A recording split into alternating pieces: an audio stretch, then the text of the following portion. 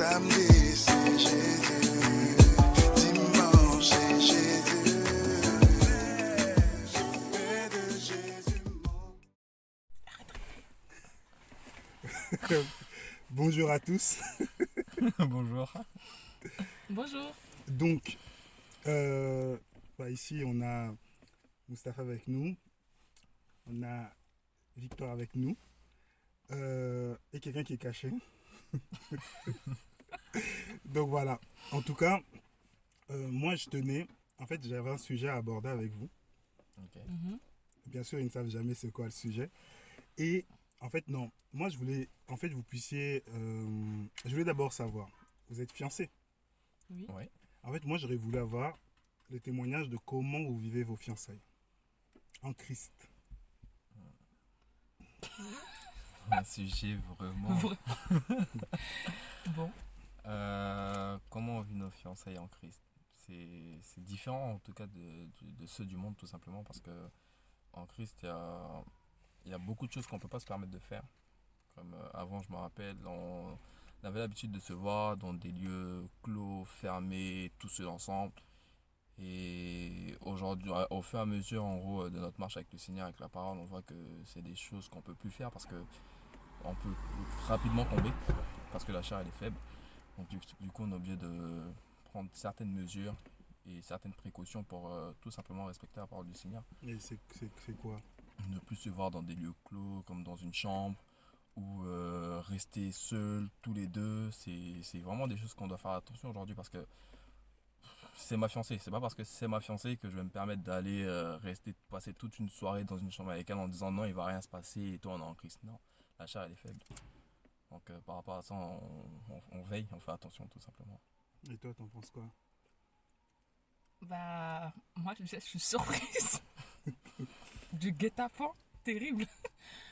Et du coup, qu'est-ce que j'en pense? Et c'est vrai que, pour reconstituer le contexte, c'est vrai que Mustapha et moi, nous nous sommes connus dans le monde, donc on n'était pas. C'est pour ça qu'il parlait de comme avant, parce que on a eu un avant Christ et après Christ, et c'est vrai que dans les fiançailles, du coup, qu'est-ce qui change en fait? Moi, pour ma part, comment je vis les fiançailles, c'est que le Seigneur, en fait, il travaille mon âme. Il travaille vraiment mon âme parce que dans les apparences, je peux avoir une apparence de femme qui fait à manger, qui machin. Donc au niveau, on va dire, logistique, et encore des fois, je suis un peu... voilà, j'ai encore des défauts, beaucoup même. Mais on va dire dans les apparences, ça peut... voilà. Mais dans mon âme, notamment l'autorité d'un homme, parce que moi, j'ai pas grandi avec cette autorité masculine. Donc respecter l'autorité d'un homme. Et même des fois, quand tu as raison, le Seigneur te demande de te taire. Alors que pour moi, c'est des choses qui sont totalement incompatibles. Quand tu as raison, sinon il te demande de te taire. Oui. Bah. Tu veux pas me demander ça? Bah, comment ça? Mais je comprends pas. Mais parce que, en fait, des fois, c'est important en tout cas par rapport au rôle de la femme qui m'a expliqué. C'est pas une soumission selon le monde. C'est qu'il me demande souvent moi, de le laisser me justifier. Parce que souvent, moi, je veux me justifier par mes propres moyens, par mes mots, par mes trucs, par mes arguments. Et des fois, le Seigneur, comme lui-même, il a le Saint-Esprit. Le Seigneur, c'est ce qui est bien en Christ, c'est qu'on a le même Père. Donc, finalement, on a le juge par excellence parce que nous deux, nous avons le même esprit. Et donc, le Seigneur, connaissant le différent ou l'incompréhension qui est là, il va lui-même juger, il va mettre dans le cœur de son enfant le bon comportement à avoir. Si c'est moi qui ai raison, le Seigneur va l'interpeller. Si c'est lui qui a raison, le Seigneur va m'interpeller et automatiquement, celui qui n'aura pas eu le bon comportement va venir vers l'autre pour demander pardon parce que le Seigneur aura mis en fait... C'est lui qui nous aura éduqués, sermonnés, c'est lui qui nous aura enseigné pour dire mais c'est pas des choses qu'on fait. Parce qu'on parle d'une éducation souvent père, fils, ou fille, père, mais il y a une éducation aussi dans les fiançailles que le Seigneur nous donne parce que c'est pas des choses qui sont innées et surtout quand on n'a pas eu de modèle. Bien se comporter Parce que ce qui est complexe dans le cadre des fiançailles, c'est qu'on n'est pas marié, mais on doit quand même avoir une attitude euh, en vue du mariage. Ça veut dire qu'on doit quand même avoir certaines choses où, par exemple, le respect, enfin, ou l'attitude, ou même la manière de voir l'homme, le mettre à sa place. Mhm. Tout ça, ça commence déjà dans les fiançailles. C'est pas dans le mariage, dès que ça y est, que tu dois commencer à voir l'homme à sa place d'homme. C'est tout ça, c'est dans les fiançailles. Donc, on doit avoir une attitude de mari et femme, si je puis dire, sans bien sûr tout ce qui est relation, etc. Mais une attitude de mari et femme dans le respect et dans la considération de l'autre, déjà dans les fiançailles. Et selon le Seigneur, pas selon le monde. Mais j'ai une question, Oui. déjà là pour Mustapha. Mhm. Est-ce que ça existe, est-ce qu'il existe une égalité homme-femme pour toi? Ouais. Par rapport à quoi on peut décliner ça, l'égalité homme-femme? Par rapport Je à te quoi? vois rigoler. Parce qu'aujourd'hui, je sais que même pas avant, dans le monde, la plupart des personnes, surtout en mariés, qui n'ont pas le Seigneur, ils vont tout mettre sur le Seigneur. En gros, c'est l'homme le chef de la maison, c'est l'homme qui doit choisir, c'est l'homme qui doit faire les choix. Et l'homme, il a tendance à imposer ses choix, à imposer ses règles, en fait. Alors qu'avec le Seigneur, pour moi, c'est totalement différent. Dans le sens où c'est pas moi qui dois venir dire oui, on fait ça, on fait ça, on fait ça, on fait ça. Et la femme, elle écoute, en gros, même si elle n'est pas contente, même si elle n'est pas d'accord, elle va dire en gros oui, il n'y a pas de souci, on écoute. Mais je dois avoir cette maturité et cette compréhension de la parole, tout simplement, qui me dit en gros que voilà, soit en gros, soit humble, tout simplement. En gros, je peux pas venir dire à ma future femme, tout simplement, en gros, oui, à partir d'aujourd'hui, c'est toi qui fais la vaisselle, c'est toi qui lave la salle de bain, c'est toi. Non, il faut qu'on s'assoie, parler et après avoir discuté, prendre une décision ensemble. Et moi, par rapport à ça, tu l'appliques vraiment, toi? je l'applique, ouais.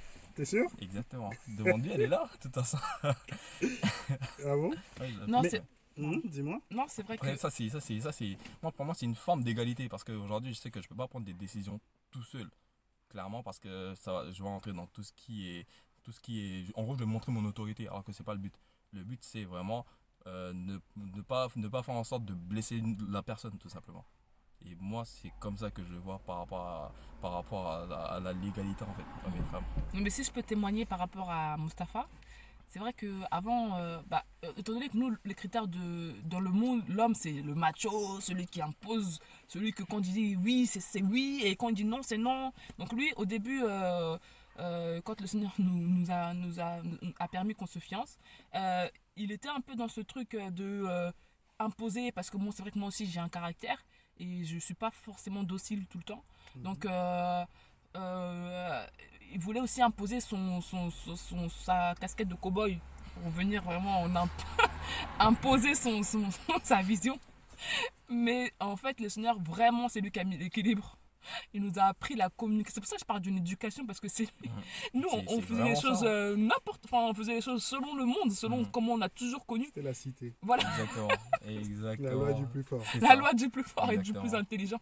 C'est ça, parce que moi, je me rappelle deux Et- fois. Désolé, je t'ai coupé. Non. Oh, C'est continue. c'est pas grave. Et donc, du coup, quand le Seigneur nous a donné vraiment ce côté de pouvoir être équilibré et surtout d'avoir lui, en fait, ses critères et ses normes à lui et non plus les normes du monde, là, on s'est rendu compte déjà qu'il y avait un problème.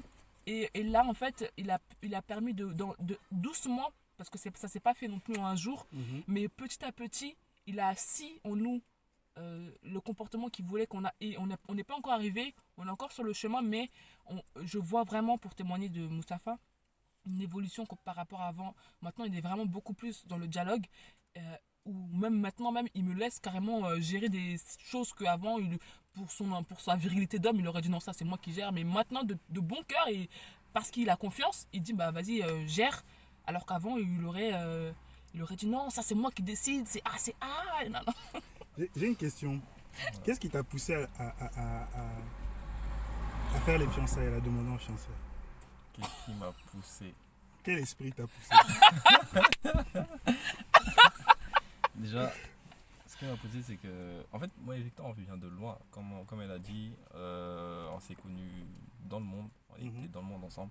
On a traversé, on a vécu beaucoup de choses ensemble. Pourquoi je l'ai demandé en fiançailles? Déjà parce que de un, je l'aime et que c'est la femme avec qui je vais faire ma vie, tout simplement.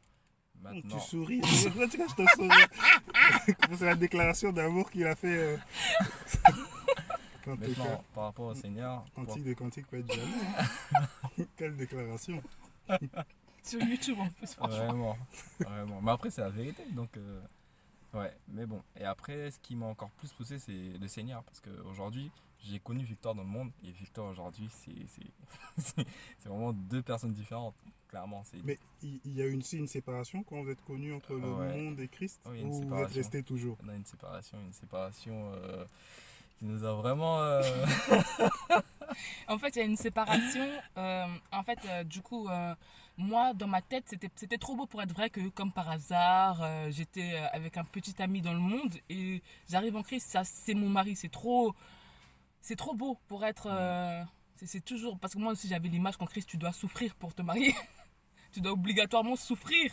Une vraie souffrance. Donc moi je me suis dit, je vois d'autres ça souffre, ici ça souffre, pourquoi moi ce serait comme ça bien non, c'est pas possible. Et donc du coup j'ai beaucoup rejeté que Mustapha soit parce que on a eu un temps où en fait déjà nous il fallait vraiment nous dire que déjà le copinage en Christ ça n'existe pas. Mhm. Et même Parce pour que moi, c'était très difficile à vraiment. parce que nous on le savait même pas. Parce que nous quand on était dans une ancienne assemblée on était copains-copines et personne nous a dit un jour, oh bah en fait le copinage, au contraire, on était copains-copines, hein, même pas fiancés, rien, et on nous disait, ah bah ta femme, oh bah oui. Donc j'étais comme si j'étais légitime en fait, on était légitime devant les yeux des gens. Et donc du coup pour nous quand on arrivait dans cette assemblée où on nous ont directement dit, bah en fait vous savez que le copinage ça va pas être possible. On a dit, quoi? À quelle heure? Et donc du coup, et c'est là que finalement le Seigneur nous a convaincus, il nous a vraiment donné la conviction que c'est vrai, que fallait faire, c'est un Dieu d'ordre en fait, il faut respecter en fait son ordre que lui il a établi, parce que de toute façon même on était ravagés, détruits intérieurement, et on le constate même dans nos disputes. Avant on se disputait énormément et des disputes très violentes, hein, pour rien. Aujourd'hui, je sais même plus, ça remonte à quel mois, la dispute qu'on a. Donc, du coup, voilà un peu le témoignage concernant le avant et le après. Mhm. Voilà. D'accord. Ok. Maintenant, non, ça va aller. Ça va aller. D'accord. Maintenant, toi, qu'est-ce qui t'a convaincu à lui dire oui sur cette question-là des fiançailles, en fait? Qu'est-ce qui m'a convaincue? En fait, à lui dire oui, c'est que, comme je disais, moi j'ai beaucoup refusé, hein, parce que moi je voulais que le Seigneur descende lui-même de son trône pour venir me dire c'est ton mari.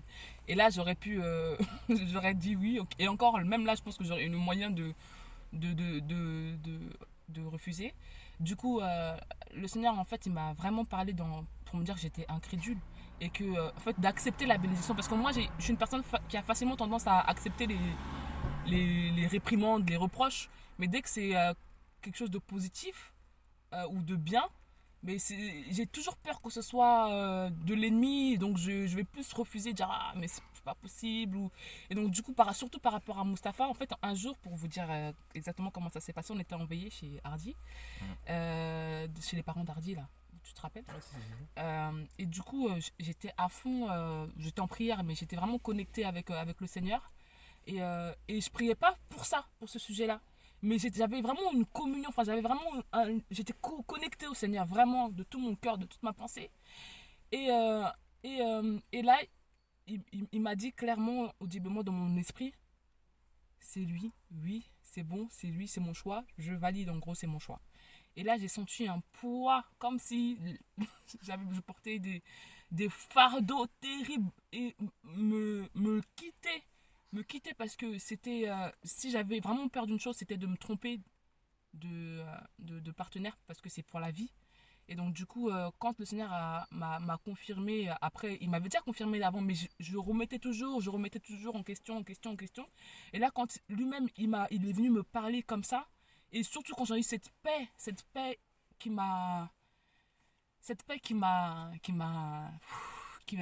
m'a fait tellement du bien. J'ai su que non. En fait, quand le Seigneur dit, les brebis entendent ma voix et elles me reconnaissent et elles me suivent. Et j'ai vraiment reconnu sa voix en fait, que c'était vraiment lui. Et là, toutes mes craintes en fait sont parties. Et jusqu'à ce jour, j'ai plus eu de crainte. Même l'ennemi, il veut me donner des pensées. Oh, des fois, quand on s'embrouille parce qu'il a mangé trop de Nutella, il m'en a pas laissé, enfin, j'ai n'importe quoi. Euh, des petites pensées comme ça de est-ce que c'est son mari, lui, puisqu'il a tout mangé. Mais même des petites pensées comme ça, mais même ça c'est tout de suite balayé parce que le Seigneur a déposé en fait sa parole et je l'ai gravé dans mon cœur et je l'ai serré. Et je ne la. Et on voit les fruits aussi, on voit que vraiment ça va de mieux en mieux, même dans nos comportements. Aujourd'hui, on se respecte beaucoup plus. On- Maintenant, pour dire pourquoi j'ai dit oui, parce que j'ai appris à aimer son âme. Avant, j'aimais son physique, son extérieur. J'aimais la partie émergée de l'iceberg. Mais aujourd'hui, le Seigneur m'a appris à aimer son âme. À aimer vraiment l'âme de Mustapha. D'accord. Voilà. Ok. Et là maintenant par rapport au monde, parce qu'on comprend dans votre histoire, vous étiez dans le monde, le Seigneur a amené une séparation entre vous, d'accord. Ouais. Et qu'est-ce qui... Et quand vous étiez copain-copine, qu'est-ce qu'aujourd'hui en tant que fiancé vous faites ou vous ne faites pas quand vous étiez copain-copine en fait? C'est quoi est-ce qu'il y a des restrictions? Mis à part, oui, ne pas vous voir peut-être dans des lieux clos par rapport à la chair, on l'a compris très tôt au début, mais est-ce qu'il y a d'autres types de restrictions que vous avez et que vous pouvez conseiller aussi à d'autres personnes, futurs fiancés ou qui sont en projet de fiançailles, qui peuvent faire comme vous, de la même manière en fait? Déjà, le dialogue.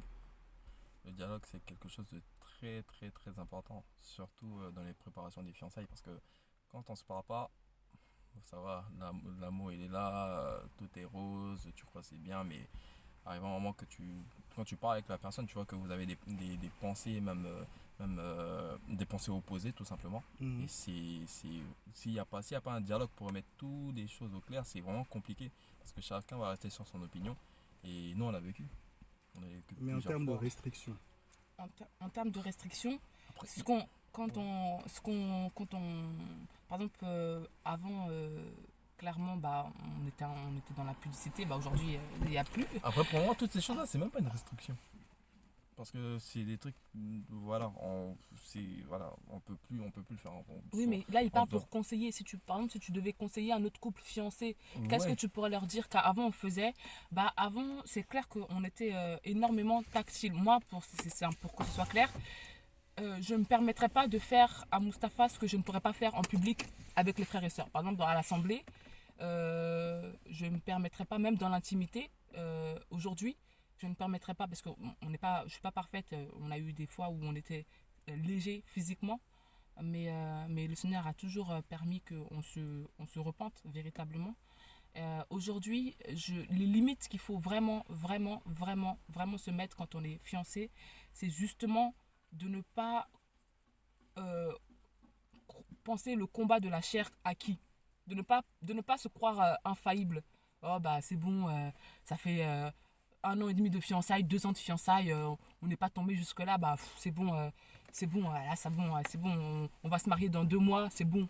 C'est vraiment ces petites pensées de relâchement, de légèreté qui rentrent subtilement et qui petit à petit en fait enlèvent la vigilance. Quand on parle de veiller, c'est de rester concentré. Donc c'est justement ces petites pensées là de ah c'est bon on va bientôt se marier ou oh c'est bon c'est qu'un bisou sur la joue ou c'est que machin. En fait l'esprit nous alerte quand c'est trop tactile. En fait on n'a pas vraiment de règles préétablies, de manuel de ce qu'il faut faire, ce qu'il faut pas faire. C'est vraiment l'esprit qui nous régule. Quand on a été trop charnel, l'esprit va nous dire vous êtes trop tactile là, arrêtez. Et là vraiment on se repent, on demande pardon et on essaie de se distancer même physiquement, d'arrêter de se voir, on se voit plus trop et on essaie de se réguler par la grâce du Seigneur, c'est lui qui met ça en nous.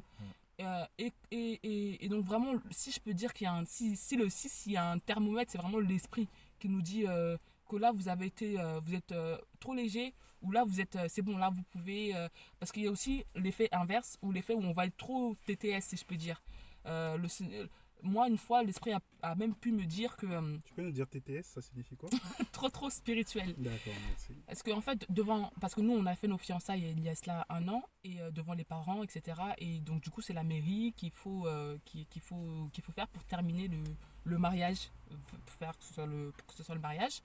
Et du coup, il y a un moment où je voulais faire la fille trop TTS, limite, je dois pas le voir pendant tant de temps parce qu'on est que fiancés. Et c'est même le Seigneur qui m'a régulé, qui m'a dit, mais en fait,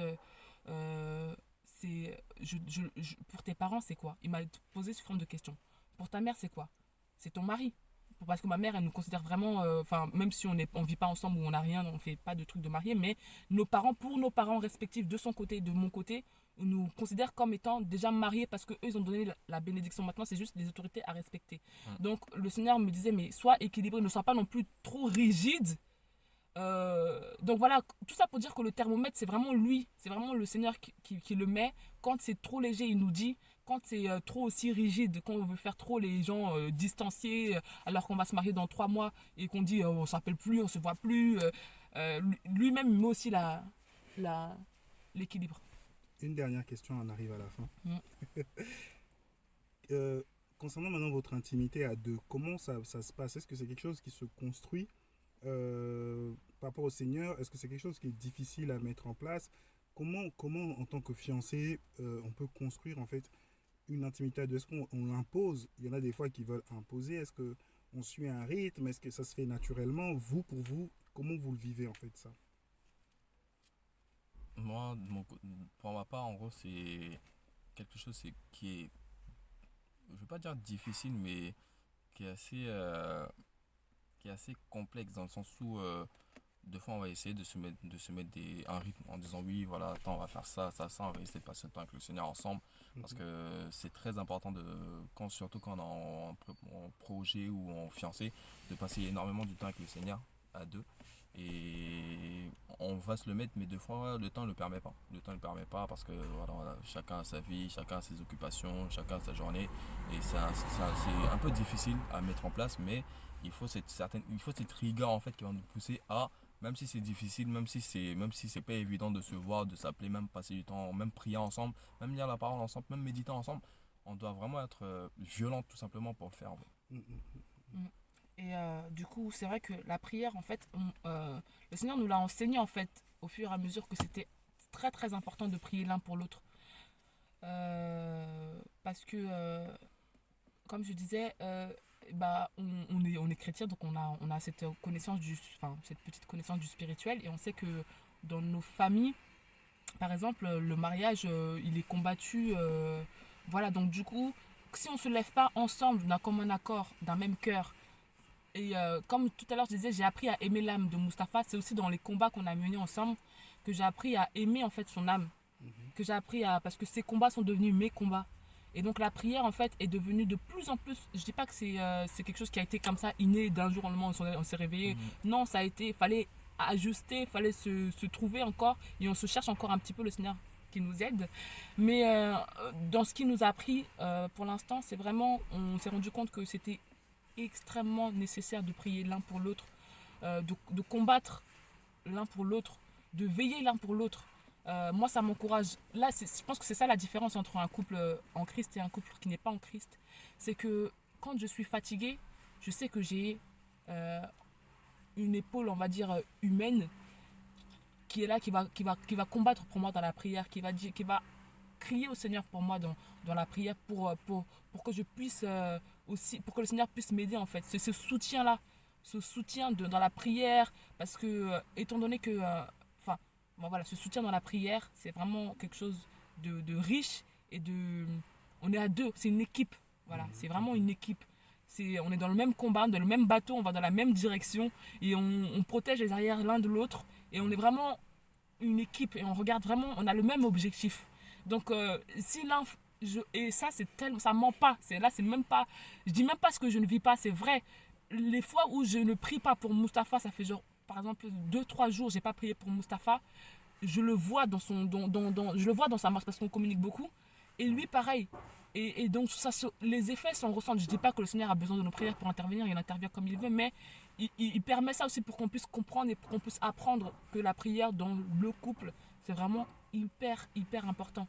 Donc voilà le conseil que je pourrais donner pour ceux qui sont dans les fiançailles ou qui vont se fiancer, c'est vraiment de ne pas se précipiter, de faire les choses dans l'ordre, vraiment dans l'ordre, parce que malheureusement, ce monde-là nous met la pression parce que quand on arrive à un certain âge ou quand on arrive à un certain truc, il faut qu'on soit marié, qu'on ait la petite maison, qu'il faut qu'on ait ici le bon petit travail. Mais vraiment, le temps du Seigneur, aujourd'hui, pour vous ouvrir mon cœur un peu, on est à la recherche d'une maison. Et vraiment, c'est très compliqué parce que on se dit, ah Seigneur, il y a des gens qui prient même pas. Tu leur donnes une maison comme ça, ils ont cherché 2 mois, ils ont leur maison. Donc je dis, mais Seigneur, nous on prie quand même.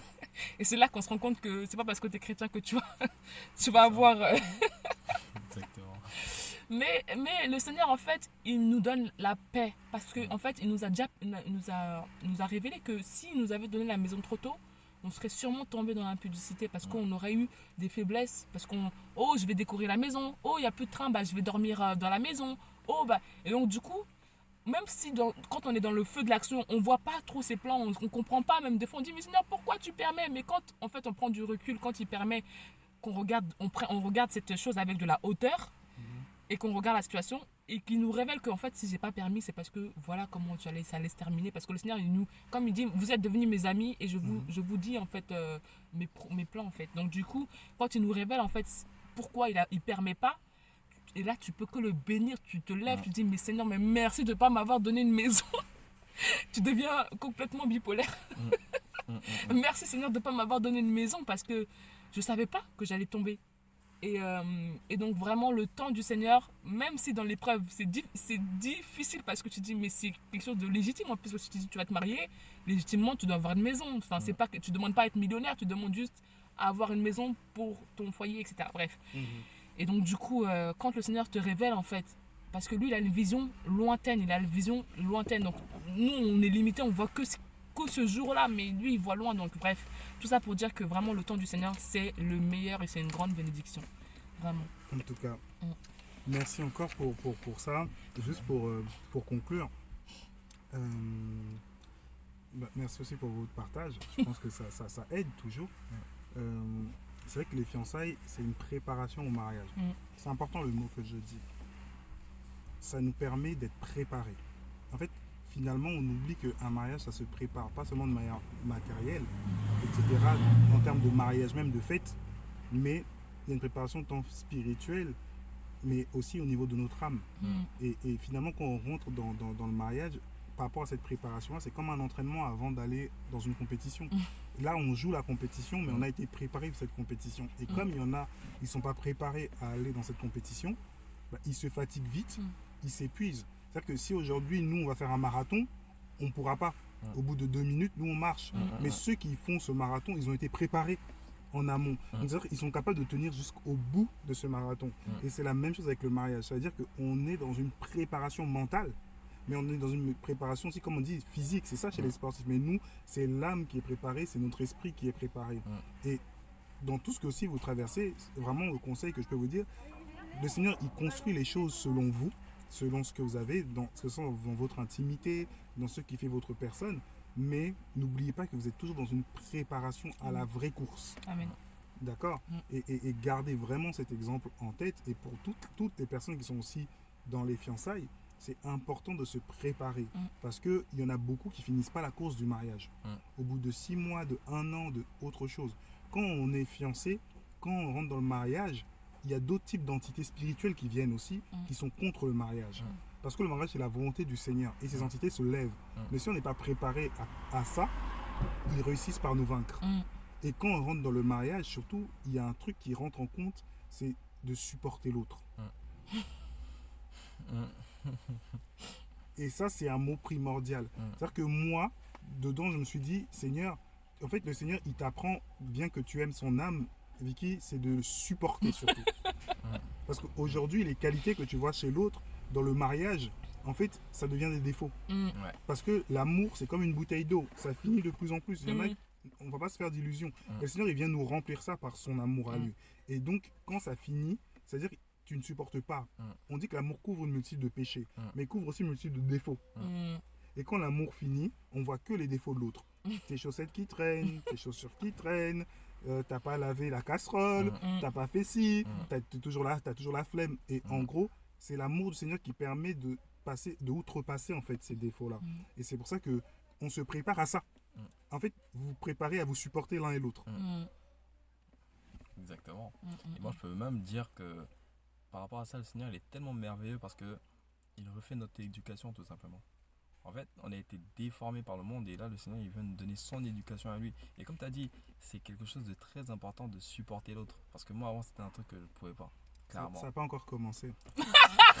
Que l'entraînement. Oui, là, c'est bientôt juste la préparation, mais vraiment, c'est une préparation. c'est sa grâce, C'est en vrai fait. que la préparation, c'est Ça chaud. grâce, Avant vraiment. le match. L'entraînement avant le match. Ouais, sa grâce, là. Quand on vraiment. rentre dans le match. Et c'est vrai que beaucoup pensent que le mariage, c'est seulement.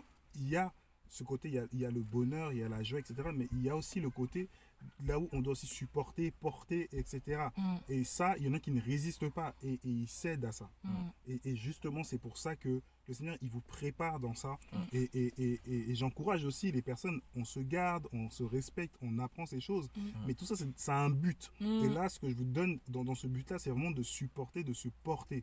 C'est ça qu'on parle en termes d'aide. Et elle est là, l'égalité. L'égalité, elle est dans comment on se supporte et dans comment on se porte. Quand l'autre est affaibli, l'autre prend. C'est l'autre pied prend le relais de l'autre pied pour continuer toujours la course. D'accord? Et tu deviens le gardien de ton frère ou de ta sœur. Et les fiançailles, en fait, on apprend à connaître son frère et sa sœur. On se connaît en tant que frère et sœur, mais de manière légale et légitime devant tout le monde. Donc, en tout cas, voilà, je ne voulais pas que la vidéo non plus soit trop longue, mais on veut encourager. Et en même temps, je vous remercie pour ce moment, même si vous ne connaissiez pas le sujet. Et que le Seigneur vous bénisse. Et Amen. à bientôt. À bientôt. Allez, ciao.